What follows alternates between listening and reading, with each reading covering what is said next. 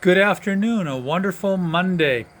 Today, it was quite the day. It started out quite stormy. It got so dark, all the lights turned on, and now it's quite pleasant outside. The sun is shining, the wind is blowing, not quite as bad as it was this morning, but it is a beautiful day. It's quite pleasant.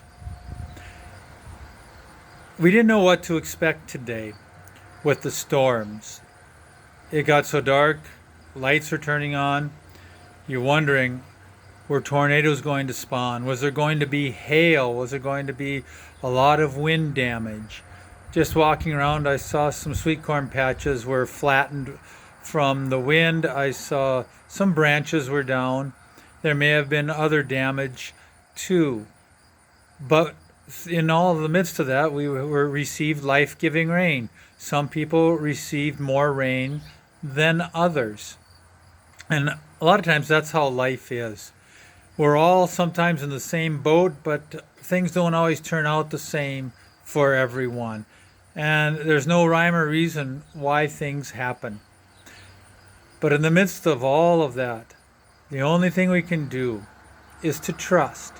Trust in God's presence, God's love, and God's mercy, knowing that we are in God's hands. I can remember quite a few years ago when my nephew, who was quite young at the time, we were sitting at my mom and dad's house, and he was visiting us, and it was a horrible storm, very similar, probably worse than what we had here today. And it was thundering and lightning, and the whole house was shaking, and the winds were blowing. And I remember my folks were kind of worried. We had the weather radio on, and my nephew just looked at it and said, "Grandma and Grandpa, don't worry about it.